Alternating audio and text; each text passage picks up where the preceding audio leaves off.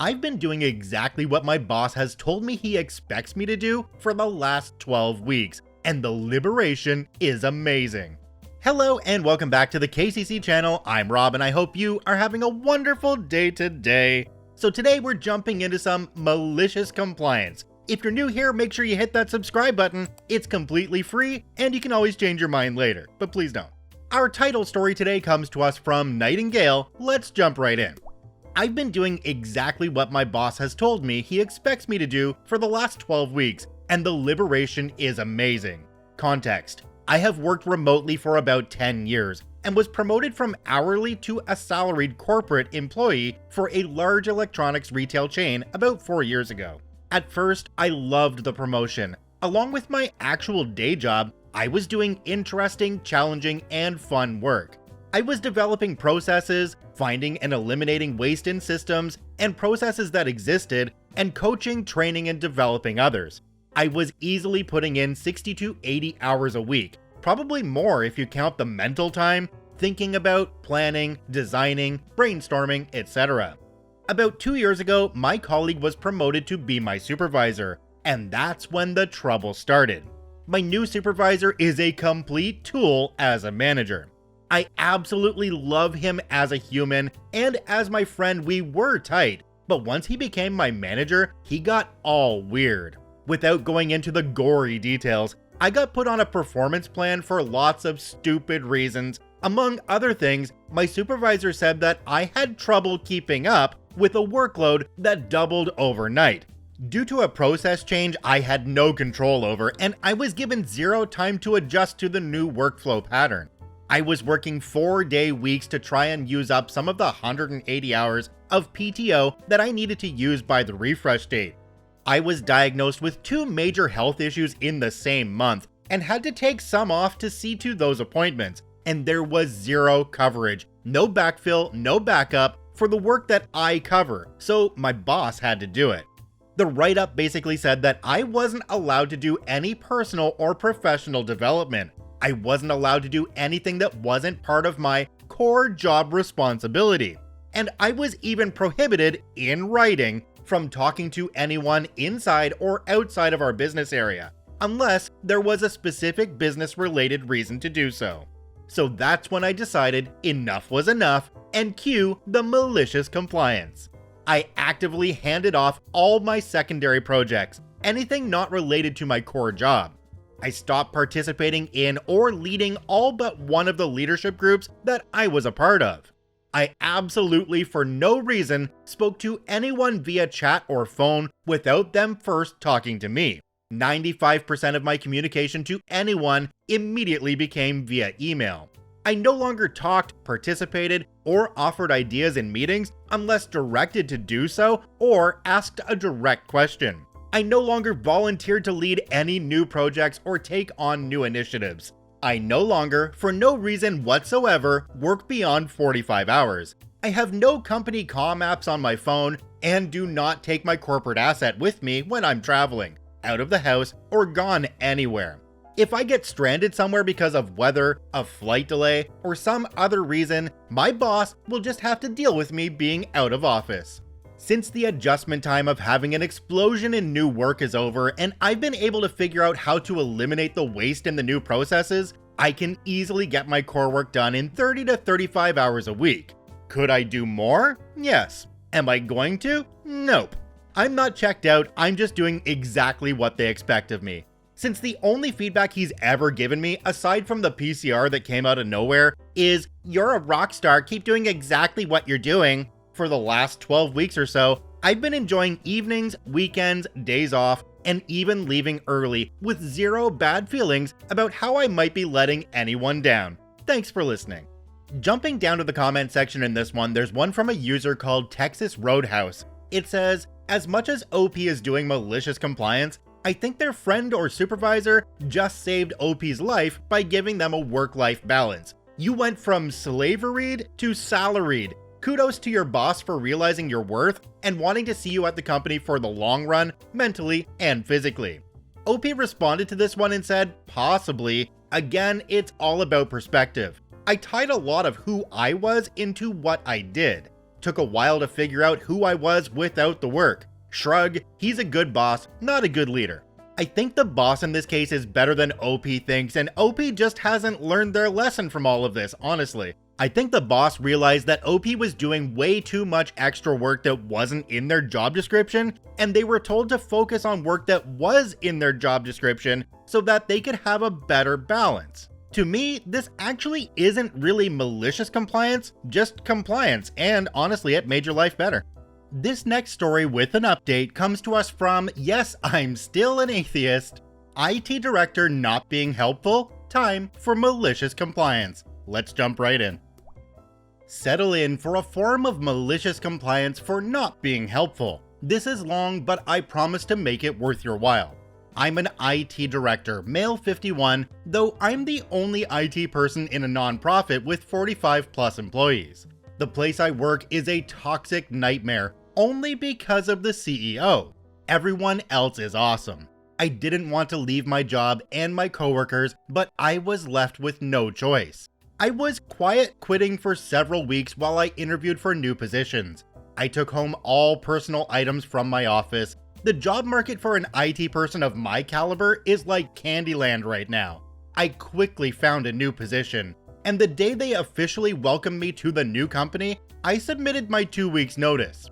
Granted, I had been considering giving no notice and leaving with a fire and brimstone approach, but I read a lot of articles about resignation letters and avoiding any negativity, so I backed off and just gave a boilerplate 2 weeks notice resignation letter. Nothing positive, nothing negative. A coworker who wears several hats was tapped to be the interim director. I met with that person and the COO to develop a transition plan to avoid as much chaos as possible. They mostly work in social media and marketing, but during the pandemic, I had trained them to be an emergency IT replacement in case anything happened to me.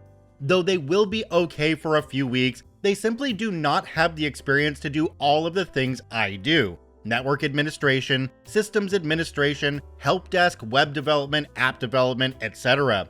I happen to be a unicorn of sorts, an IT generalist that has done it all. We met with the CEO in a cramped office to review the transition plan. We immediately stated that the interim IT director would not be able to do their old job while they are running IT. The CEO is a complete narcissist and deeply arrogant, while also being completely incompetent and lacking in the most basic IT skills. She immediately pushed back on the plan, as basically this was not her idea. She rejects everyone else's ideas 100% of the time.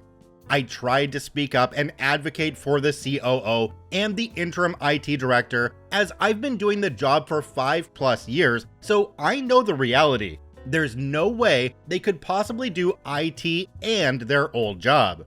She literally wouldn't let me finish a sentence. She wanted to see a checklist of my job duties. There are literally hundreds of pages of documentation for my role, which is not really possible to summarize into a checklist. Everyone in the meeting had been emailed a disaster recovery business continuity document that I wrote for my role. We referred her to the document that everyone else was looking at. She complained that it hadn't been printed out for her. M'lady, everyone else in the meeting had their laptops open with the document. I simply turned my laptop around and gently pushed it toward her. She flew off the handle. She wanted a printed copy. Also, she said, "You're not being helpful." I was literally in the meeting to be helpful. There are hyperlinks galore in this document, so a printed copy would be useless, but I tried to oblige by taking my laptop back and started to print it. Before I could finish, she was standing next to my chair and was saying, "Are you going to move?" I guess she was trying to get past me to go to the printer. I said, "I think what you meant to say was, 'excuse me,' as I scooted my chair forward. Not being helpful? You have no idea what that looks like from your IT guy." I said, "Okay, I'm done," and went back to my office, wrote a new resignation letter, went right back to the meeting and handed it in.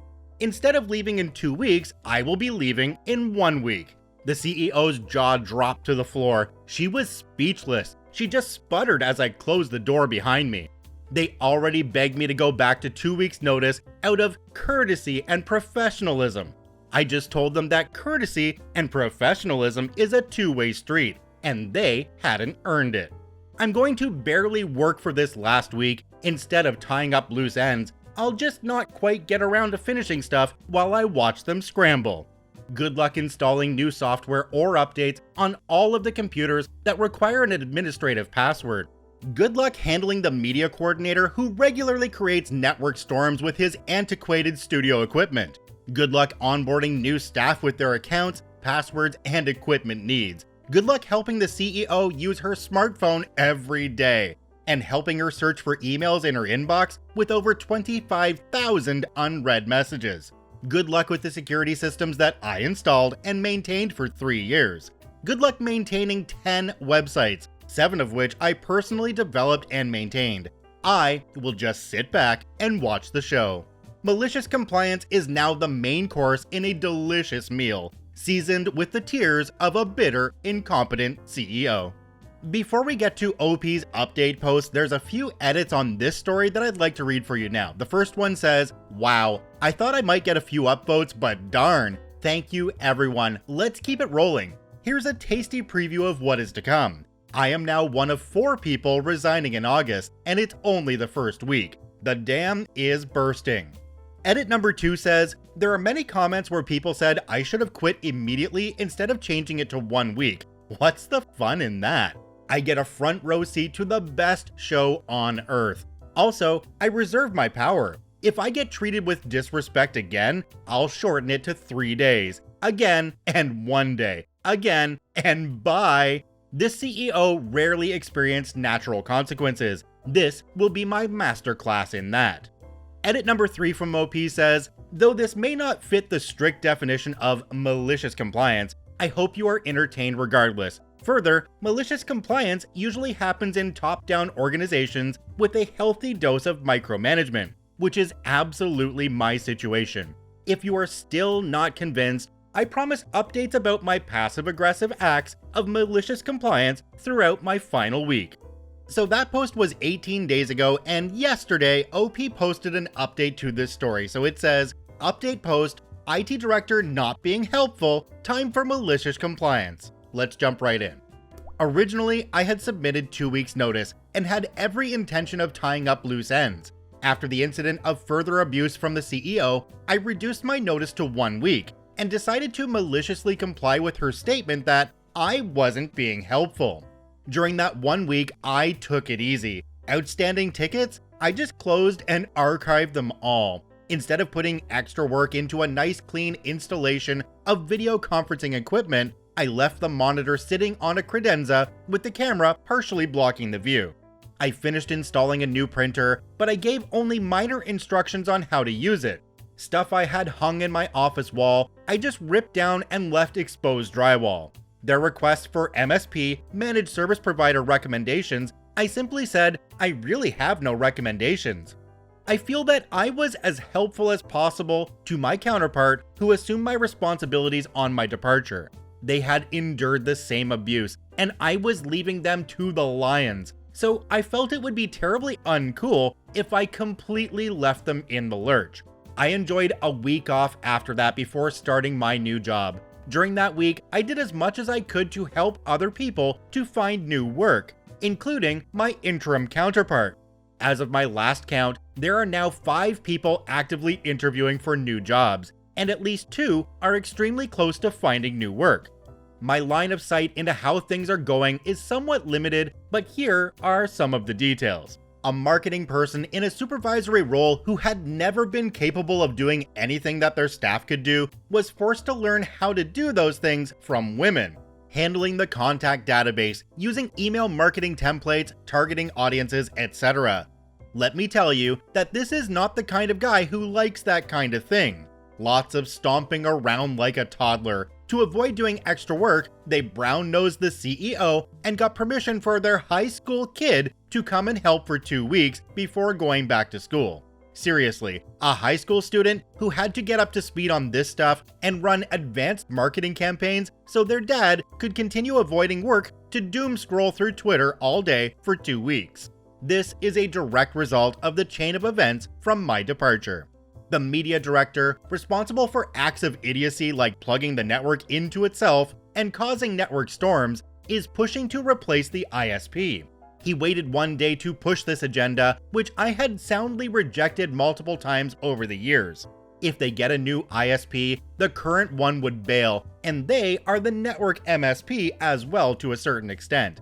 They own all of the network switches, the firewall, and the Wi-Fi infrastructure. I'm eagerly awaiting the results of this. He's another favorite of the CEO, so he may actually get his way. The CEO has said behind my back that maybe instead of hiring for my role, they just need to simplify things. So that could actually happen, and they have no idea what kind of immediate chaos that would cause. I can picture them terminating the contract with the MSP and seeing the MSP come into the building to grab all of the network hardware. That's how dumb and arrogant they are. The main informational email account is getting hammered with spam because I had been playing the whack-a-mole game with blocking malicious IPs every day. This is spam generated from the CRM, so via SMTP relay. So it's a service hosted by the CRM provider who has failed to prioritize the implementation of modern anti-spam features like honeypots. I'm pretty sure that makes this email account 95% spam content. I got a text about this and I basically said there's nothing they can do, which is true as they don't know how to block list IPs. I'm still on their mailing list and it's been like crickets for 2 weeks. Seriously, they had been producing as many as 30 emails per week and I haven't seen one at all since I left. Meanwhile, I started my new job and day one was a breath of fresh air. They are a real business with actual performance metrics, evaluations, and highly modern and advanced systems. They're taking me out to lunch today, day 2.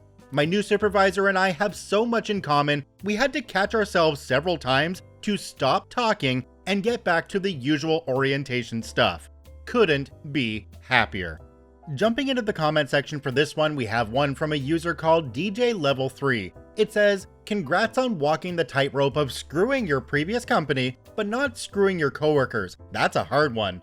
Hope you and the people you helped become successful and happy." OP replied to this comment and said, "Thank you. A tightrope indeed. I did the best I could to walk it, but it was not the interim person's core skill set. We were still reviewing documentation right up to the last minute." Well, apparently this CEO hasn't learned that you don't F with IT, especially when you only have one person in the IT department in your whole company. They keep things running. They are the lifeblood of your company, and they have the ability to bring it all crashing down. Check out both OPs linked in the description down below. I thank you for watching. I hope you have a wonderful day, and we'll see you tomorrow.